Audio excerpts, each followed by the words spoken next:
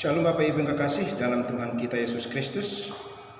Sebelum kita mendengarkan firman Tuhan pada perayaan kenaikan Tuhan Yesus ke surga, mari kita bersatu dalam doa. Damai sejahtera Allah yang melampaui akal dan pikiran manusia, itulah kiranya yang memelihara hati dan pikiran kita di dalam Kristus Yesus. Kami akan mendengarkan firman Tuhan pada saat ini ya Bapa. Biarlah firman memberkati setiap kami di perayaan kenaikan Engkau ke surga, sehingga kami boleh memaknai dan diberkati di dalam. Berkati hamba-Mu di dalam nama Yesus kami berdoa. Amin. Bapak Ibu yang kekasih dalam Tuhan kita Yesus Kristus, pada saat ini seluruh dunia secara khusus orang-orang percaya memperingati hari kenaikan Tuhan Yesus ke surga. Hari yang luar biasa, hari yang kita peringati sebagai sukacita besar bagi orang-orang percaya yang punya pengharapan kehidupan kelak bersama-sama dengan Tuhan di kerajaannya. Saya memberikan tema pada hari ini yaitu kenaikan Yesus mendamaikan bumi dan surga.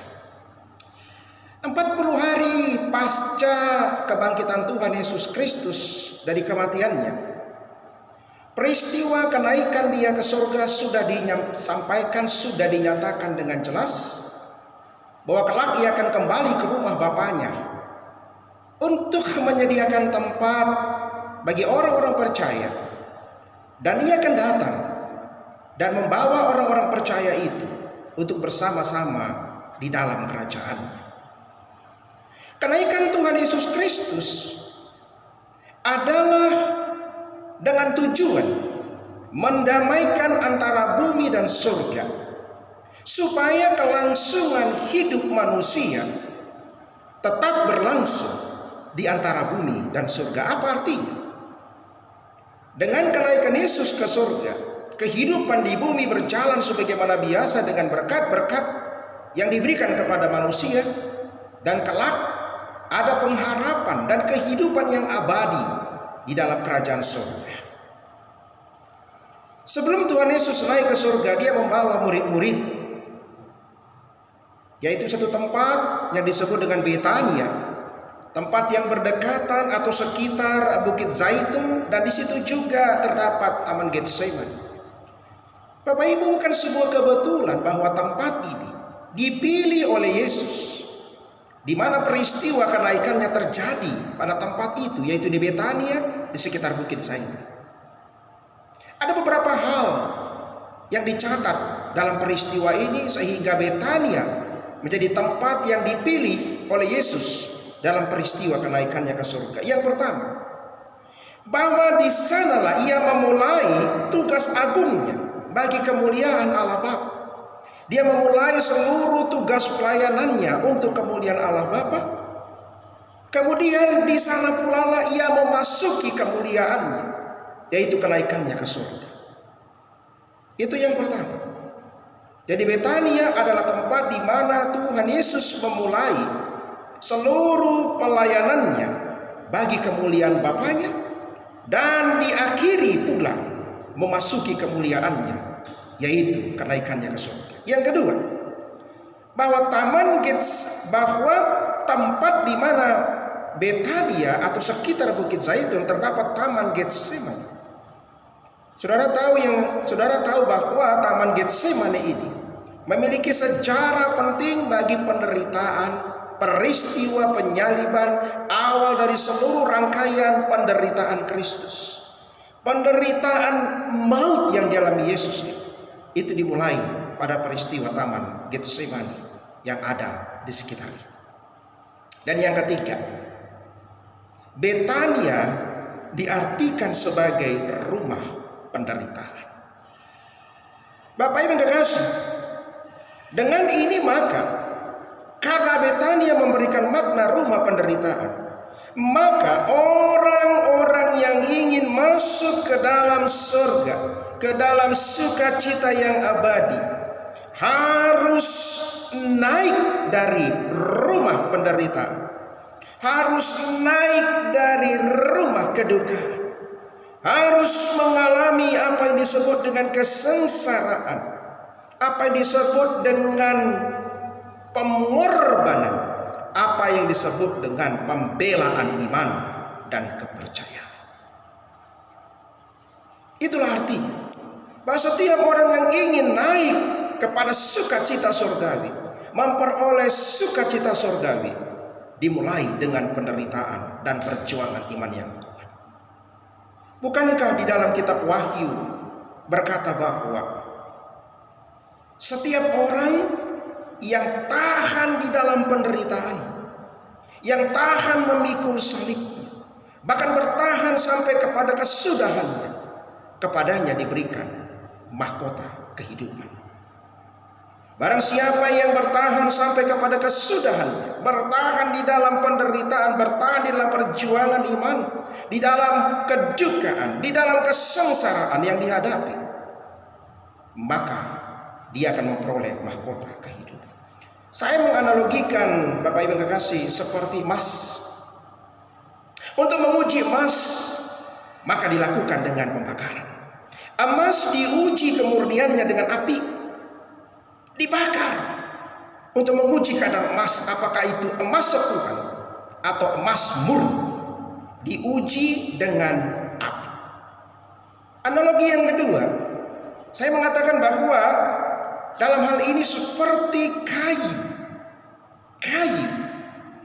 yang akhirnya menjadi halus, cantik dan bagus untuk bahan mebel.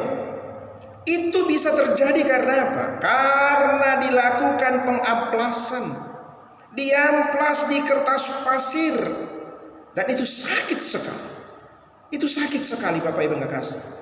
Kayu yang diamplas, kayu yang di kertas pasiri mengalami sesuatu yang sangat sakit.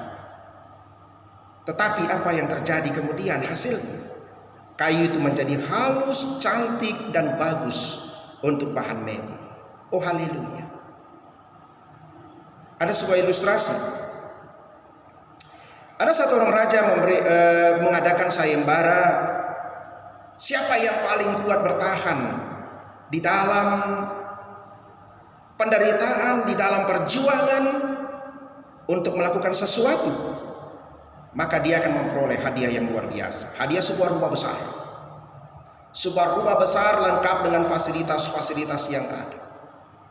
Dan rumah ini sudah disediakan oleh sang raja di sebuah tempat. Lalu dia seleksi seluruh peserta pertandingan, dan akhirnya 3 orang terpilih, 3 orang laki-laki terpilih mengikutinya. Kita sebut saja Bapak A, Bapak B, dan Bapak C. Ketiga-tiganya diberikan sebuah beban, yaitu memikul satu batang kayu sepanjang kira-kira 3 meter. Satu batang kayu sepanjang kira-kira 3 meter. Dan kayu ini cukup besar dan barangkali cukup berat.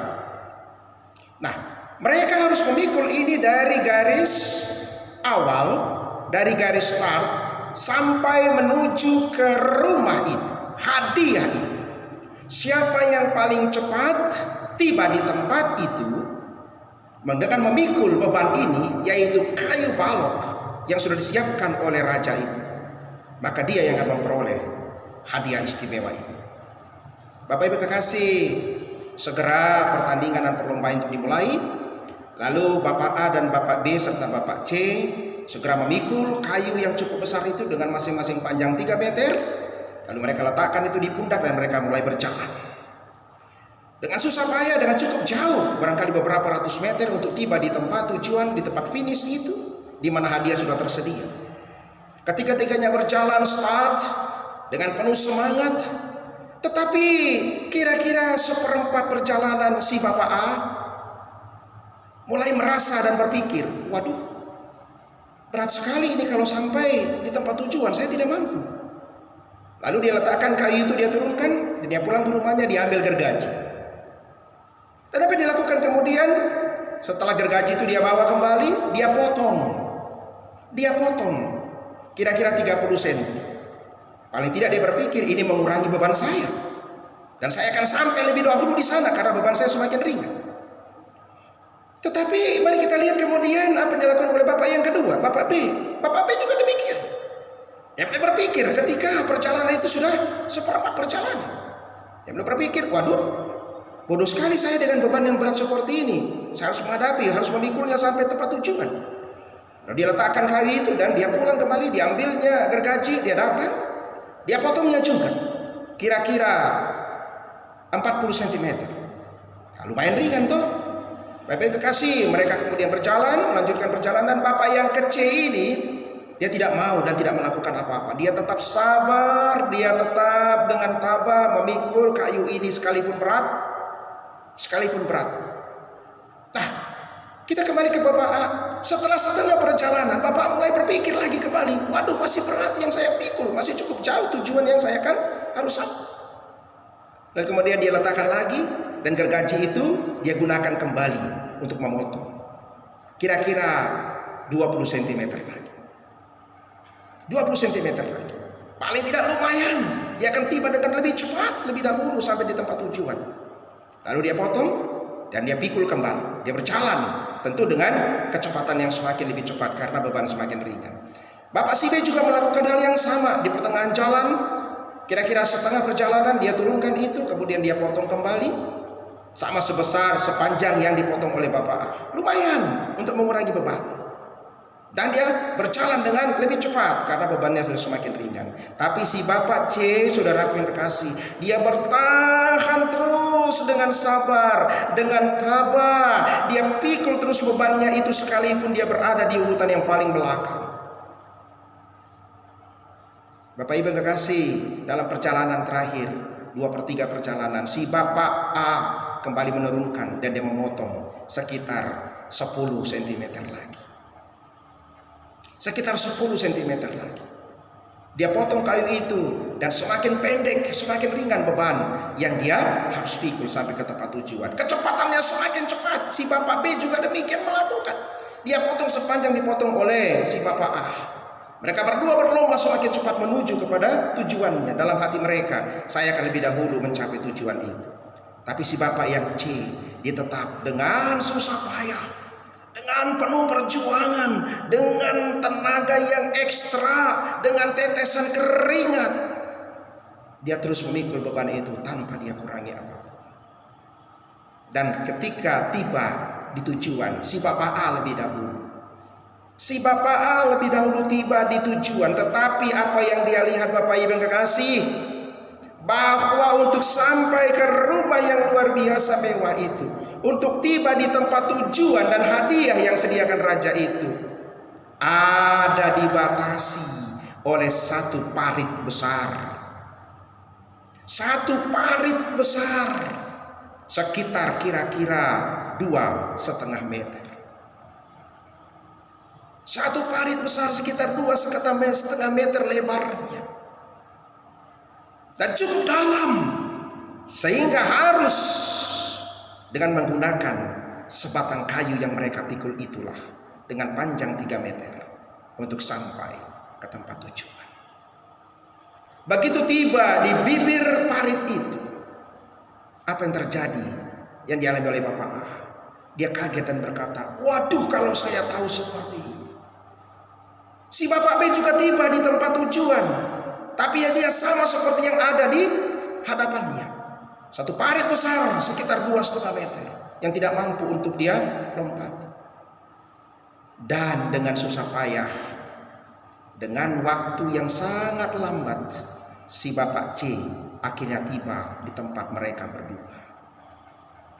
Dan Bapak C itu kemudian membentangkan kayu yang dipikulnya sepanjang 3 meter itu untuk tiba di bibir sebelah sana parit itu, dan di bibir di mana dia ada berdiri. Saudaraku yang kekasih, si Bapak C akhirnya dia berjalan di atas batang kayu yang menjembatani dia menuju kepada rumah dan hadiah itu. Haleluya. Siapa yang bertahan sampai kepada kesudahannya, maka dia akan memperoleh mahkota kehidupan. Itulah makna Betani. Sehingga tempat itu dijadikan sebagai analogi Yesus untuk mengatakan bahwa kerajaan surga dimiliki oleh orang-orang yang memiliki ketabahan, siap menderita, berjuang dengan iman dan kesengsaraan. Bapak Ibu kasih Yesus Kristus, pada waktu Tuhan Yesus naik ke surga, sementara dia berbicara, kemudian dia terangkat ke surga. Dia terangkat ke surga dan dia mengangkat tangannya. Mengangkat tangannya ini memberikan makna bahwa dia menumpangkan berkat-berkat itu di atas bumi dan surga. Supaya apa? Supaya berlangsung kehidupan di bumi dan di surga. Supaya berlangsung kehidupan manusia di bumi dan di surga. Dia mengangkat dan membentangkan tangannya, memberkati, supaya keberlangsungan kehidupan manusia di bumi dan di surga bisa terjadi. Bapak yang dikasihi dalam Yesus Kristus, sebab apa? Sebab firman Tuhan juga sudah berkata, kepadanya diberikan kuasa di bumi dan di surga. Karena itu dia memberkati dan membentangkan tangannya saat dia naik ke surga. Yang berikutnya Bapak yang dikasihi, pada saat dia membentangkan tangan, dia memberkati murid-murid. Dia memberkati murid-muridnya. Dia bentangkan tangannya untuk memberkati murid-murid. Tuhan Yesus naik ke surga. Ia pergi ke sana dalam kasih-Nya yang agung, meninggalkan berkat-Nya pada orang-orang percaya. Dengan membentangkan tangannya, dia memberkati orang-orang percaya. Dia berangkat dan naik ke surga dengan kasih yang agung. Ia menunjukkan bahwa ia mengasihi orang-orang percaya bukan hanya sekali ini, dan bukan hanya dalam waktu yang terbatas, tetapi ia mengasihi orang-orang percaya sampai kepada kesudahannya, sampai kepada akhir zaman. Bapak Ibu kekasih, ketika Tuhan Yesus sedang memberkati para murid, sedang memberkati, sebuah kata sambung, kata penghubung yang berarti peristiwa itu berlanjut. Ketika ia sedang memberkati murid-muridnya, maka terpisahlah ia dari para murid, dari orang-orang percaya.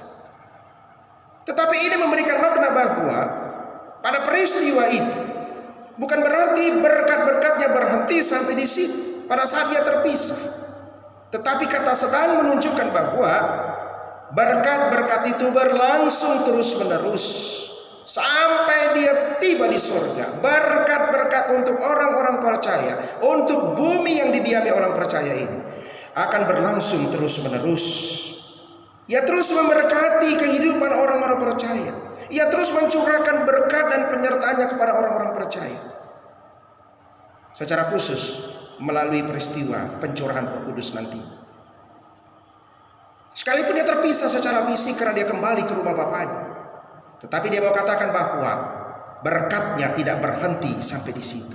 Tapi berkatnya akan terus mengalir, berkatnya akan terus tercurah ke dalam kehidupan orang-orang percaya. Nah, akhirnya firman Tuhan akan saya tutup. Lalu apa yang harus kita lakukan sebagai orang percaya? Meresponi peristiwa agung ini, menyikapi peristiwa agung ini, di mana Tuhan naik ke surga menyediakan tempat bagi saudara dan saya, menyediakan kehidupan abadi bagi saudara dan saya, mempersiapkan rumah Bapa bagi saudara dan saya. Sedikitnya ada dua hal yang harus kita lakukan pada saat dalam kehidupan kita. Yang pertama, saya mengambil dari ayat 52. Pada ayat 52 itu mengatakan bahwa kita diminta untuk tetap sujud menyembah kepadanya. Sujud menyembah kepadanya. Itu yang pertama. Melalui ayat yang ke-52 ini, orang-orang percaya harus tetap sujud menyembah kepadanya, mengakui kedaulatan dan kemahakuasaan Allah, mengakui bahwa Tuhan di atas segala sesuatu, bahwa Tuhan adalah Allah Raja semesta, bahwa Tuhan berdaulat atas hidup kita. Lalu kemudian dalam peristiwa penyembahan kita harus lakukan dengan penuh sukacita. Kita harus lakukan dengan penuh kegembiraan dalam hal memuji Allah. Kita bersukacita menyembah Tuhan. Jangan datang kepada Tuhan dengan muka muram. Jangan datang kepada Tuhan dengan muka yang sedih. Tapi Tuhan mau kita datang dengan muka yang penuh sukacita, menyembah Dia, memuji Dia, memuliakan nama Tuhan. Karena kebaikan-kebaikan Tuhan, karena berkatnya berkelimpahan, karena rumah Bapa sudah disediakan bagi saudara dan saya. Kita menyembah Tuhan dengan penuh sukacita. Dan yang kedua, ayat ke-53. Di situ dikatakan bahwa orang-orang percaya harus senantiasa berada di dalam bait Allah dan memuliakan Allah. Senantiasa berada di dalam bait Allah dan memuliakan Allah. Apa artinya? Senantiasa bersekutu dengan Tuhan. Senantiasa ada di dalam persekutuan yang intim dengan Tuhan. Itu yang Tuhan mau, Bapak Ibu yang kekasih. Orang-orang percaya senantiasa berada di dalam rumah Bapaknya, di dalam persekutuan dengan Tuhan secara intim. Rumah Bapa adalah rumah yang penuh dengan berkat dan sukacita. Rumah Bapa adalah rumah yang penuh dengan damai sejahtera. Rumah Bapa itu ada juga di dalam kehidupan kita di tengah-tengah dunia ini. Oleh karena itu, yang Tuhan mau, kita senantiasa hidup di dalam kehendak Bapa. Hidup di dalam apa yang Tuhan inginkan untuk kita lakukan di tengah-tengah dunia ini. Dan tetap memuliakan Allah, tetap memuji Allah, tetap menyembah Allah. Itu yang Tuhan mau sebagai orang percaya. Dia pergi menuju ke surganya untuk menyediakan tempat bagi saudara dan saya. Dan tugas kita adalah kita menyembahnya dengan sukacita dan senantiasa berada di dalam persekutuan dengan Tuhan sampai Tuhan Yesus datang kali kedua dan dia dapati kita tetap setia di dalam iman. Seperti kata firman Tuhan dalam kitab Wahyu, siapa yang bertahan sampai kepada kesudahannya, bertahan di dalam menyembah Tuhan dengan sukacita, bertahan bersekutu dengan Tuhan di dalam segala peristiwa dan kesulitan hidup. Sebagaimana kata Betania itu berarti rumah penderitaan, dan tetap memuliakan Allah, maka rumah Bapa menjadi bagian dari kehidupan saudara dan saya kelak. Dan dimulai pada hari ini. Tuhan Yesus memberkati. Amin, kita berdoa. Terima kasih Tuhan untuk firman-Mu pada perayaan kenaikan Tuhan Yesus ke surga. Biar firman-Mu itu memberkati setiap kami dan memberikan makna yang besar bagi kehidupan kami, sehingga kami kelak senantiasa memiliki pengharapan di dalam Tuhan, bahwa kehidupan kami terus diberkati oleh Tuhan senantiasa sampai kepada kesudahannya, dan kami tetap setia untuk menyembah Tuhan dengan penuh sukacita, tetap berada di dalam rumah Tuhan, persekutuan dengan Tuhan, dan memuliakan Tuhan. Terima kasih Bapa yang baik, dalam nama Tuhan Yesus kami berdoa dan mengucap syukur untuk sabda-Mu pada saat ini. Haleluya, amin. Kepada Allah beri puji, serta kepada Al-Masih, Rohul Kudus muliakan, berkuasa dan berkasihan. Amin. Tuhan memberkati engkau dan melindungi engkau.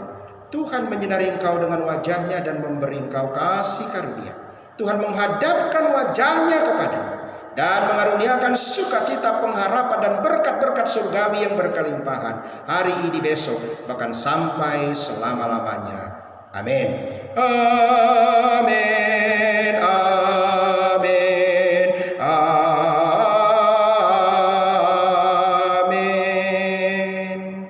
Amin. Shalom dan selamat hari kenaikan Tuhan Yesus. Tuhan Yesus memberkati.